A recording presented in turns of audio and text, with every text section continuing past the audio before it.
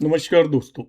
Innovative ज्योतिष में आप सभी का स्वागत है और मैं आपका astrology friend doctor Mahesh Joshi. आपने कुंडली एनालिसिस का फर्स्ट वीडियो देखा होगा, जिसके अंदर मैंने आपको बताया था कि हम किस तरीके से डिसाइड करेंगे कि एक दी हुई लग्न के लिए कौन कौन से ग्रह कारक होंगे, योग कारक होंगे, प्रकृति उनकी हम किस तरीके से पता करेंगे। अब हम कुंडली एनालिसिस को सीखने की दिशा में आगे बढ़ेंगे और आज हमारी इसकी दूसरी क्लास है और इसको मैं चैप्टर नंबर 2 का नाम दूंगा। अब मेरे इस चैनल से लगातार जुड़े रहिएगा। उम्मीद है आप कुंडली एनालिसिस फलित करना अच्छे से सीख पाएंगे। अभी तक आपने चैनल सब्सक्राइब नहीं किया है तो उसे सब्सक्राइब कर लें। और शुरुआत में मैं एक और जानकारी देना चाहता हूं आपको।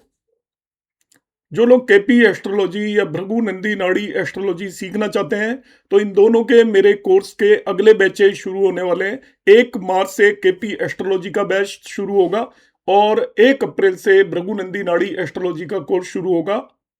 बाजार में जितने भी गुरु हैं आपके, वो इनके जितने भी चार्जेस लेते हैं किसी भी इंस्टीट्यूट में, तो मेरे चार्जेस काफ़ी कम है। यदि आप ज्वाइन करना चाहते हैं तो मेरा नंबर है 9013798899 पर आप व्हाट्सएप मैसेज करें, आपको जानकारी मिल जाएगी।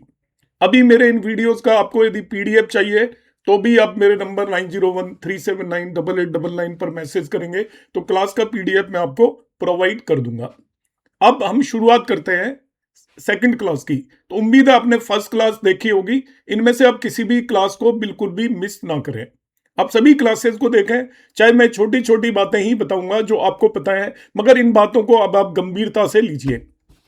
प्रेडिक्शन में अध्याय 2 है हमारा, इसमें हम बात करेंगे लग्न, लग्नेश, कारक एवं चंद्रमा का प्रभाव और उसके क्या मुख्य सिद्धांत है। आपकी कुंडली की जो सबसे इंपॉर्टेंट बात होती है, अक्सर हम भावेश की बात करते हैं, मगर आपकी कुंडली में कोई भी भावेश यदि किसी भी स्थिति में है, उसके परिणाम आप पूरी तरीके से नहीं मिलेंगे, उसके फल पूरी तरीके से नहीं मिलेंगे। आप जब भी किसी भावेश की जांच करते हो, किसी भी हाउस लॉर्ड की जांच करते हो, तो सबसे पहले आपको किसी भी कुंडली का एनालिसिस करना है, फलित करना है। तो जिन चीजों को सबसे ज्यादा इंपॉर्टेंस देनी है वो देनी है आपको लग्न को, लग्न के स्वामी को, लग्नेश जिसे हम बोलते हैं, कारक ग्रह जो भी है उस भाव का, और चंद्रमा, इन सभी चीजों को सबसे ज्यादा इंपॉर्टेंस देकर आपको आगे बढ़ना है। इसका मैं आपको रीजन बताता हूं। लग्न और लग्नेश का क्या इंपॉर्टेंस है, क्या महत्व होता है कुंडली के अंदर। आपकी शारीरिक और मानसिक स्वास्थ्य जो भी होता है, फिजिकल और मेंटल जो हेल्थ है आपकी, क्योंकि यदि आपकी फिजिकल हेल्थ अच्छी नहीं है तो आपकी कुंडली में कितने भी योग हो उनका कोई भी फायदा नहीं है। तो लग्न और लग्नेश जातक जो भी होता है उसके शरीर के बारे में जानकारी देते हैं। फिर एक दूसरा ग्रह बहुत इंपॉर्टेंट होता है जो कि सूर्य है, वो भी एक लग्न होती है। सूर्य भी अपने आप में लग्न है। 3 तरह की लग्न होती है, एक आपकी लग्न होती है, एक चंद्र लग्न होती है और जिसे हम राशि बोलते हैं, और तीसरी सूर्य लग्न होती है। ये लग्न ऐसे ही नहीं बना दी गई है, ये आपकी जिंदगी की सबसे इंपॉर्टेंट लग्न है। तीनों लग्नों पर अपनी नजर रखें। तो लग्न को देखें, लग्नेश को देखें, वो आपके शरीर को बताती है। सूर्य आपकी आत्मा को बताती है। जब तक आपकी आत्मा सही नहीं होगी आप सही रास्ते पर नहीं जाएंगे और आपको प्रारब्ध और ईश्वर सही फल लेने में मदद नहीं करेगा। और तीसरा चंद्रमा आपकी मन की स्थिति को बताता है। हमारे हिंदू धर्म में कहा जाता है, हिंदुस्तान में, मन के हारे हारे और मन के जीते जीत। तो आपका मन भी बली होना चाहिए। तो तीनों जब पूरी संतुलित नहीं होंगे तब तक आपकी कुंडली के फल जैसे आप उम्मीद कर रहे हो उस तरीके से नहीं मिलने वाले हैं। तो जीवन की जो रूपरेखा होती है उसमें लग्नेश की स्थिति जातक के पूरे जीवन की विचारधारा और रूपरेखा को निर्धारित करती है। आपका लग्नेश कुंडली में किस जगह पर जाकर बैठा है उससे आपकी पूरी जिंदगी को डायरेक्शन मिलेगी। वो किस भाव के अंदर जाकर बैठा है उससे पूरी जिंदगी को डायरेक्शन मिलेगी।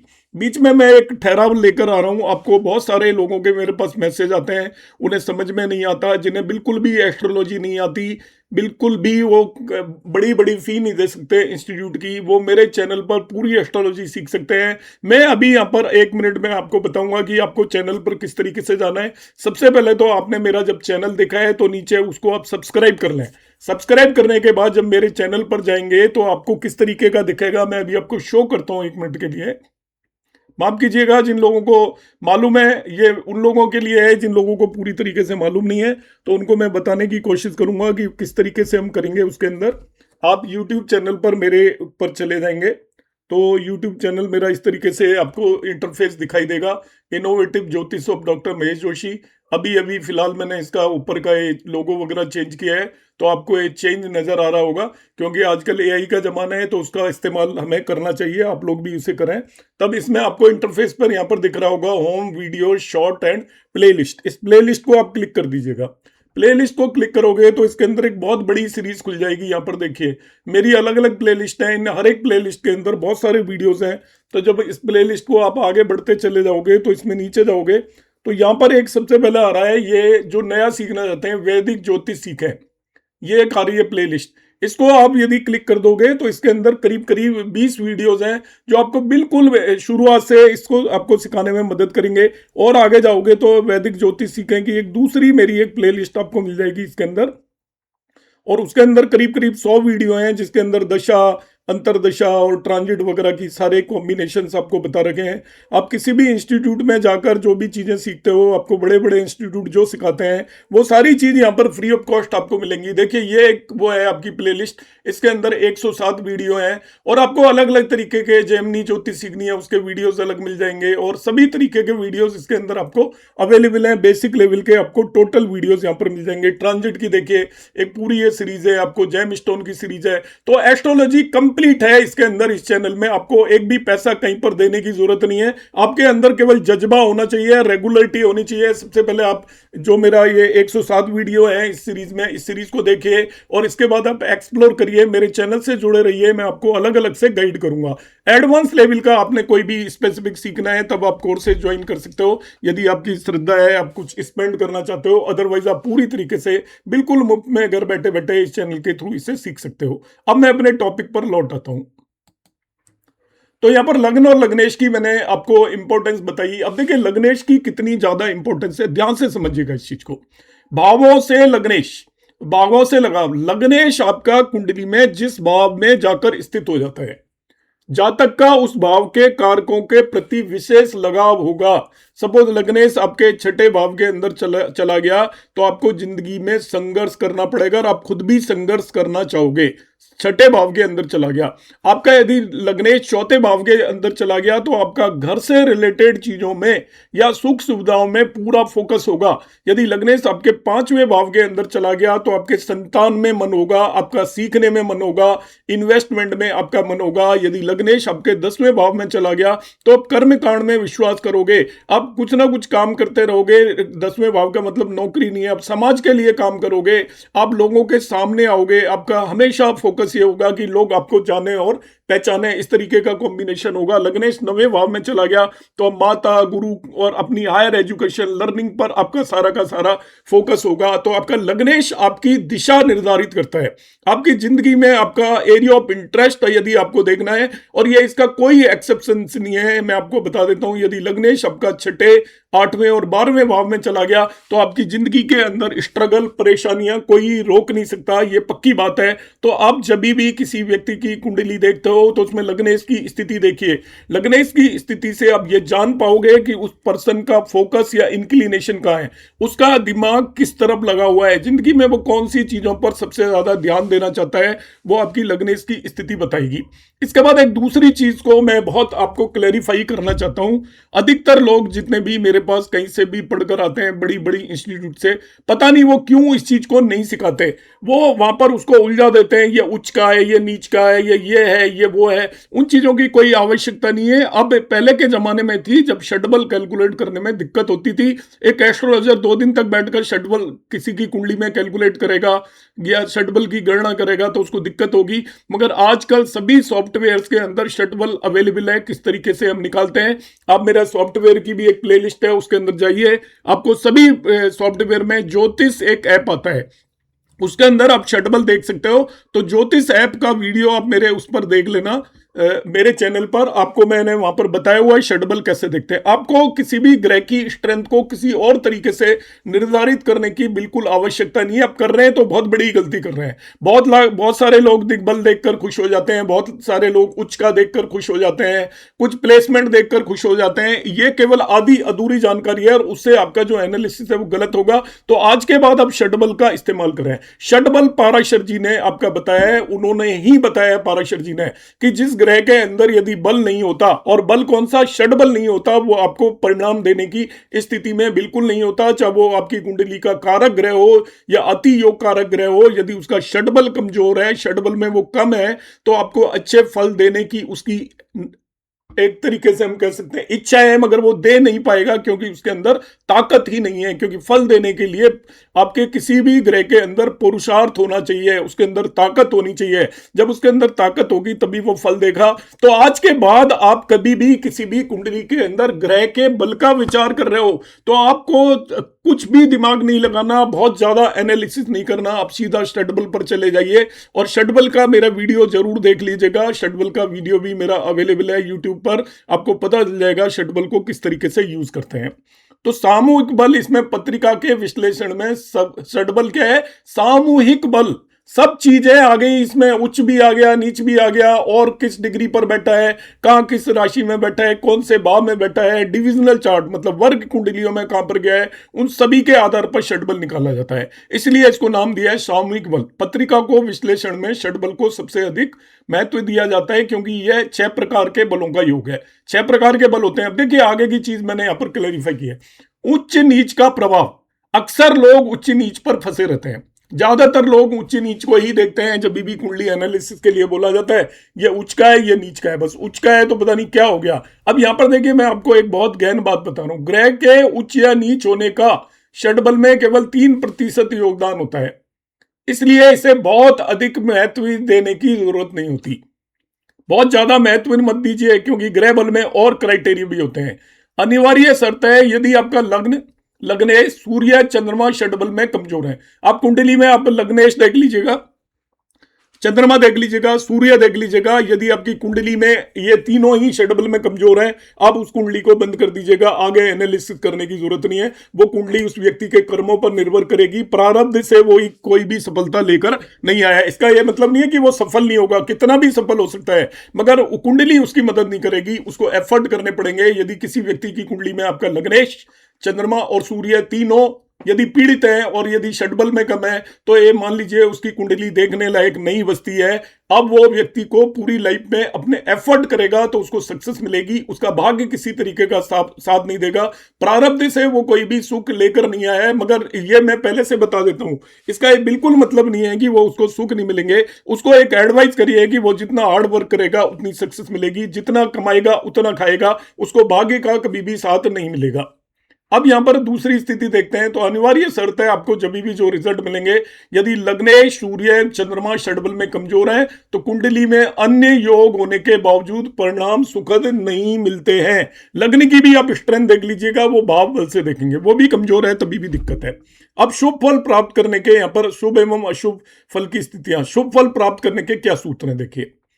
सबसे पहले मिनिमम रिक्वायरमेंट है, भाव को हम बाद में देखेंगे। सबसे पहले आपको ये 3 चीजों को देखना बहुत जरूरी है कि आपकी कुंडली कितनी बली है, और कुंडली के बल में इन 3 चीजों का बड़ा इंपॉर्टेंस है, बड़ी जरूरी जानकारी है कि आपका लग्नेश बली है कि नहीं, चंद्रमा बली है कि नहीं, सूर्य बली है कि नहीं। अब तीनों ही तो बली होंगे नहीं, किसी के तीनों बली होंगे तो वो कुंडली बहुत ही स्ट्रांग हो गई, बहुत बली होगी, मगर 3 में से कम एक की स्थिति तो बेटर होनी चाहिए। कोई भी एक की स्थिति बेटर होगी तभी भी वो आपकी लाइफ को आगे बढ़ा देगी, तीनों की स्थिति खराब नहीं होनी चाहिए। 3 में से 2 अच्छे हैं तो और अच्छा है कि आपकी लग्न अच्छी है और आपका मून अच्छा है, तो आपका शरीर में भी ताकत है काम करने की और आपके मन भी लगेगा आपको, और आपकी सूर्य भी अच्छा है तो आपकी आत्मा, मन और शरीर तीनों एक ही दिशा में आगे बढ़ेंगे और वो आपको जिंदगी में जरूर सफलता देंगे, आप जिस भी एरिया के अंदर जाओगे। मगर इन तीनों में से एक भी अच्छा है, आत्मा अच्छी है, तो आप कम से कम एक अच्छे इंसान बनोगे।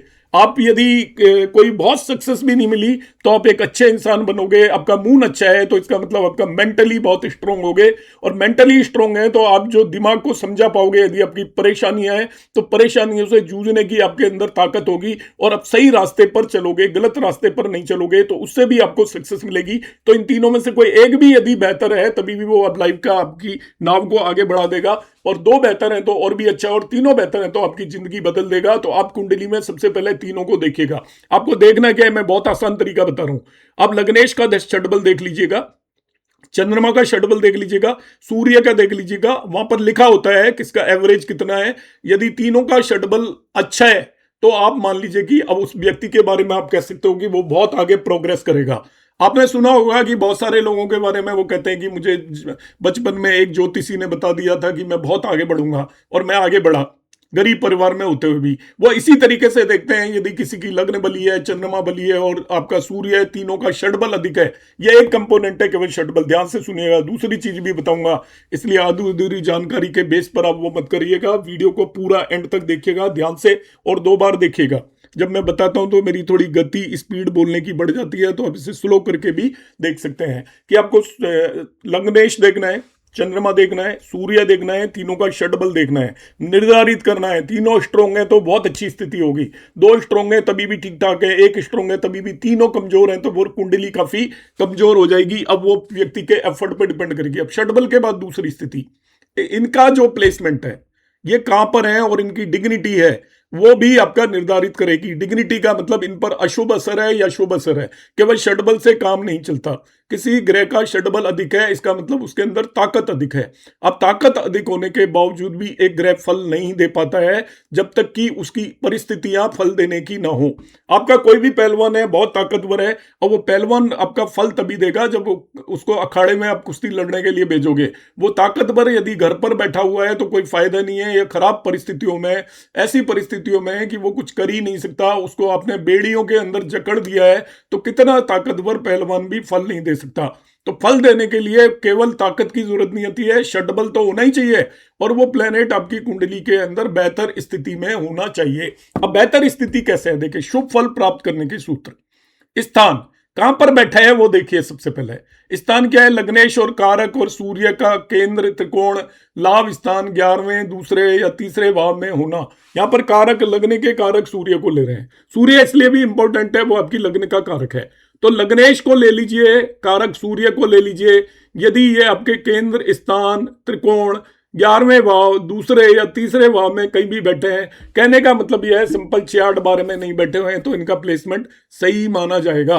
लग्नेश, लग्न के कारक सूर्य है। इसी तरीके से हम चंद्रमा को भी देखेंगे। चंद्रमा भी यदि आपका केंद्र त्रिकोण में बैठा है, मतलब 6-8 बारे में, 2 स्थानों में नहीं बैठा है, तो स्थान अच्छा है। मगर 6-8 बारे में बैठा है तो देखिए कमजोरी आ गई, परेशानी आ गई। दूसरा प्रभाव देखना है उसके ऊपर। पहला देखा स्थान, दूसरा देखना है प्रभाव। लग्न का शुभ ग्रहों से दृष्टि या युत होना और शुभ कर्तरी में होना। तो लग्न भी आपका शुभ ग्रहों से दृष्ट है तो आपकी लग्न मजबूत होगी, शुभ कर्तरी में तो मजबूत होगी। युति, केंद्र और त्रिकोण के स्वामियों का लग्न में स्थित होना। लग्न में यदि केंद्र और त्रिकोण के स्वामी आ जाए तो वो आपका युति बहुत अच्छी हो जाएगी। लग्नेश भी केंद्र या त्रिकोण के स्वामियों के साथ आकर बैठ जाए, लग्नेश पर भी शुभ दृष्टि हो तो लग्नेश भी बली हो जाएगा। अन्य ग्रह सूर्य की तरह चंद्रमा का भी शुभ प्रभाव में होना आवश्यक है। तो यहां पर आपको अल्टीमेटली मैंने ये मेंशन करने की कोशिश की है, अब आप इसे ध्यान से नोट कर लें। हमने 3 प्लेनेट की बात की, अलग अलग प्लेनेट की बात करने की आपको जरूरत नहीं है। पहली बात आपका, आप चंद्रमा को देख लें, आप सूर्य को देख लें, लग्न को देख लें, लग्नेश को देख लें, इनमें षडबल होना चाहिए। षडबल है तो बहुत बेहतर है। अब दूसरी, इनकी स्थिति अच्छी होनी चाहिए, सही भावों में हो, 6-8 बारे में नहीं गए हो। दूसरा, इन पर शुभ ग्रहों का असर हो। शुभ का मतलब है यहां पर कारक ग्रहों का, फंक्शनल बेनिफिक ग्रहों का असर हो तो अच्छा है। तीसरा, वो शुभ कर्तरी में है तो अच्छा है, और शुभ ग्रह उनसे युति में है तो अच्छा है। ये सारी अच्छी स्थितियां हैं। षडबल है और ऐसा भी है तो उस ग्रह को आप पकड़ लीजिए अलग से। जिसका षडबल भी अच्छा है और वो अच्छी स्थिति में है, इसका मतलब आपका वो बेड़ा पार लगाने वाला है। और एक से ज्यादा ग्रह ऐसे हैं, आपका चंद्रमा भी है, लग्न भी है, लग्नेश भी है और सूर्य भी है, तो आप समझ लीजिए कि आप जिंदगी में कभी रुकने वाले नहीं है, आप बहुत आगे बढ़ने वाले हैं। मगर ऐसी स्थितियां कम कुंडलियों में मिलेंगी, मगर 1-2 ग्रह तो आपके डेफिनेटली अच्छे होंगे, सारे के सारे खराब नहीं होंगे, ऐसा निश्चित मानिए। तो आप देखिए आपके कौन से ग्रह अच्छे हैं, वो ग्रह आपका बेड़ा पार लगाएंगे, और आप उस तरीके से उस कुंडली को देखोगे, आपके दिमाग के अंदर रखोगे कि इस कुंडली के अंदर इसके लग्न अच्छी नहीं है, लग्नेश अच्छा नहीं है, तो आप समझ लीजिए इस व्यक्ति का संघर्ष निश्चित है। मगर चंद्रमा अच्छा है, इसका मतलब वो संभाल लेगा, क्योंकि मेंटल स्थिति, मानसिक स्थिति उसकी बेटर है चंद्रमा अच्छा है तो। और सूर्य अच्छा है तो आत्मा अच्छी है, आत्मा अच्छी है तो वो कम से कम मन से अच्छा होगा, उसकी जैसी भी खराब स्थिति में भी वो दूसरे लोगों के लिए अच्छा रहेगा। अब आ जाता है यहां पर खराब, जब अशुभ फल प्राप्त करने के सूत्र है। दुस्थान, लग्नेश और सूर्य का 6, 8वें, 12वें त्रिक स्थान में चला जाना, वो खराब बात है। यहाँ पे सूर्य को बार बार मैं इसलिए ले रहा हूं, वो आपका लग्न का कारक है और आत्मा का भी कारक है, इसलिए सूर्य जरूरी है। और आप चंद्रमा का भी 6-8 12 में बैठना खराब होता है। अशुभ संबंध हो जाए, लग्नेश का छठे, आठवें या 12वें भाव के स्वामियों के साथ युति हो जाए। इसमें एक चीज ध्यान रखिएगा, 6, 8, 12 के स्वामी यदि आपके त्रिकोण के स्वामी भी है तो उतना खास बुरा नहीं हो पाएगा, क्योंकि मैंने आपको बताया था कि जो त्रिकोण के स्वामी होते हैं यदि वो 6, 8, 12 के स्वामी हैं तभी भी उन्हें हम शुभ मानते हैं। तो त्रिकोण के स्वामियों का यदि लग्नेश से संबंध हो रहा है, वो 6, 8, 12 के स्वामी भी हैं, तो कोई दिक्कत पैदा नहीं होगी। चंद्रमा का संबंध हो रहा है तो कोई दिक्कत पैदा नहीं होगी, सूर्य का संबंध हो रहा है तो कोई दिक्कत पैदा नहीं होगी। मगर वो 6, 8, 12 में जाकर स्थित हो जाते हैं तो हर हाल में वो कमजोर हो जाते हैं, उनको पीड़ित माने जाएंगे, और पीड़ित माने जाएंगे तो वो षटबल में मजबूत होने पर भी फल देने की स्थिति में नहीं होंगे। इन पर दृष्टि भी यदि 6, 8, 12 के स्वामियों की आ जाती है, दृष्टि है नेक्स्ट कंसेप्ट, दृष्टि आ जाती है तभी भी वो दिक्कत क्रिएट करेगी। 6, 8, 12 के स्वामी यदि वो त्रिकोण के स्वामी नहीं है और दृष्ट कर रहे हैं आपके लग्न को, लग्नेश को, चंद्रमा को या सूर्य को, तो वो उसे पीड़ित कर रहे हैं, और पीड़ित होने पर वो आपका अच्छे फल देने की स्थिति में नहीं रहेगा। फिर देखते हैं ग्रहों का आपसी अक्ष एक दूसरे से कहा है, जिसे हम एक्सिस बोलते हैं। ग्रह एक दूसरे से कौन सी स्थिति में है? यहां पर अच्छी स्थिति होती है सम सप्तक, एक दूसरे के आमने सामने, एक दूसरे को दृष्टि डाल रहे हैं तो वो ग्रह अच्छी स्थिति में होंगे। तृतीय एकादश 3, 11 में है तो भी एक तीसरे में और 11वें में अच्छी स्थिति में होंगे। आपका 4, 10 में तभी भी अच्छी स्थिति में हो। पंचम, नवम एक दूसरे से 5 और 9 में हो, त्रिकोण में बैठे हो, तभी भी अच्छी स्थिति में, सम्मानजनक स्थिति में माना जाएगा। दो ग्रह जो हैं एक दूसरे से, यदि उनकी रिलेटिव पोजीशन देखना चाहते हो, अब मैं बताऊंगा रिलेटिव पोजीशन किस तरीके से हम यूटिलाइज करेंगे। ये दशाओं में भी यूज होगी, ये कि आपकी महादशा एक ग्रह की चल रही है, अंतरदशा दूसरे की चल रही है, यदि वो एक दूसरे से समसप्तक है, एक साथ में है, 4, 10 में है या 5, 9 में है, तो वो दशा में अच्छी रिजल्ट देंगे। 3, 11 में है मगर वो खराब होगी, बुरी स्थिति। लग्नेश का कारक सूर्य या चंद्रमा के साथ, लग्नेश का संबंध बना रहे हैं हम। देखिए 3 ग्रह हैं, लग्नेश, चंद्रमा, सूर्य। यदि लग्नेश और आपका चंद्रमा एक दूसरे से एक साथ में है, 3, 11 में, 4, 10 में, पंचम, नवम में, तो वो स्थिति अच्छी है। लग्नेश और सूर्य भी इनमें है तो वो स्थिति अच्छी है। तो आप रिलेटिव पोजीशन देखोगे अब इन तीनों की, 3 ग्रहों पर मैं फोकस कर रहा हूं केवल, चंद्रमा, सूर्य और लग्नेश। यदि एक दूसरे से समसप्तक है, एक दूसरे से 3, 11 में, कि आपका लग्न में सपोज बैठा हुआ है चंद्रमा और तीसरे भाव में लग्नेश बैठा हुआ है, तो इन दोनों की स्थिति एक दूसरे से अच्छी हो गई। एक दूसरे के आमने सामने बैठे हुए हैं तभी भी अच्छी होगी। एक दूसरे से 4, 10 बैठे हुए हैं तो वो भी स्थिति इनकी क्या होगी, अच्छी होगी। ये सभी स्थितियां अच्छी मानी जाएंगी। मगर वो एक दूसरे से 2, 12 बैठे हो या षडाष्टक 6, 8 बैठे हो तो वो संबंध शुभ नहीं होगा। वो एक दूसरे के कामों में अड़ंगा लगाएंगे, एक दूसरे से मिलकर नहीं चलेंगे। जैसे लग्नेश से चंद्रमा 8वें भाव में चला गया तो वो आपको लग्नेश को सपोर्ट नहीं करेगा। जो मन है वो आपकी लगन से मैच नहीं करेगा। मन आपकी लगन में व्यवधान क्रिएट करेगा। आप कुछ काम करना चाहेंगे, आपका मन नहीं करने देगा। आपकी लगन जो भी करना चाहेगी मन नहीं करने देगा, और मन जो करना चाहेगा उसको लगन नहीं करने देगी। तो ये षडाष्टक यदि बैठ जाए एक दूसरे से या 2, 12 में जाकर बैठ जाए तब ये दिक्कत आपकी यहां पर क्रिएट करेंगे और इन संबंधों को शुभ नहीं माना जाता है।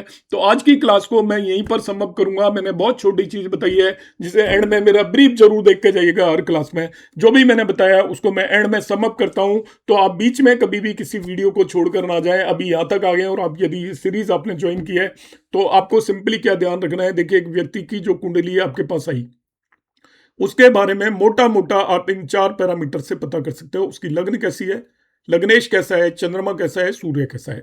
इनमें आपको क्या देखना है, सबसे पहले आप षडबल देखिए। लग्न का भाव बल देखा जाएगा, बाकी तीनों का षडबल देखा। षडबल में जो बली है वही आपको भला कर पाएगा, आपका जो कमजोर है वो भला नहीं कर पाएगा। तो षडबल एक क्राइटेरिया हो गया। यदि तीनों ही कमजोर हैं षडबल में तो आप ये मान लीजिएगा कि वो वहां पर उस व्यक्ति की स्थिति के अंदर संघर्ष अधिक होगा, बहुत ज्यादा संघर्ष होगा। एक संघर्ष हटेगा, दूसरा संघर्ष आ जाएगा। अब आप देखिए षडबल में कौन बली है तो वो आपकी जिंदगी का बेड़ा पार लगाने की स्थिति में होगा।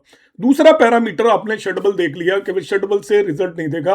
ग्रह की स्थिति भी आपकी अच्छी होनी चाहिए। लग्न की स्थिति, लग्नेश की, चंद्रमा की और सूर्य की। सूर्य आपका लगने का कारक ग्रह भी है, ये भी मानकर चलें। अब स्थिति देखने के जो मैंने यहां पर तरीके बताए थे, एक है स्थान, वो किस स्थान पर जाकर बैठा है। आपका 6, 8, 12 में यदि वो जाकर बैठा है तो खराब है। दूसरा वो किससे युत है। यदि 6, 8, 12 के स्वामियों से युत है तो उसे पीड़ित माना जाएगा। राहु केतु से भी पीड़ित माना जाएगा, ध्यान रखना, मैं वहां बताना भूल गया हूं। और वो आपका एस्पेक्टेड, यदि दृष्टि 6-8 के स्वामी डाल रहे हैं तभी भी पीड़ित माना जाएगा, मगर वो 6-8 के स्वामी त्रिकोण के स्वामी नहीं होने चाहिए। पाप कर्तरी में तभी भी पीड़ित माना जाएगा यदि ये इनमें से चंद्रमा, लग्नेश, लग्न और आपका सूर्य ये इनमें से किसी भी स्थिति में है तो वो पीड़ित है, तो षड्बल में बल होने के बावजूद भी वो आपका भला नहीं कर पाएंगे और वो आपकी कुंडली को कमजोर करेंगे। ये तीनों यदि कमजोर हैं तो आपकी कुंडली में कितने भी बड़े राजयोग फॉर्म हो रहे हो, कुछ भी हो रहे हो, उनके आपको रिजल्ट बिल्कुल भी नहीं मिलने वाले हैं, ये आप निश्चित मानकर चलिए।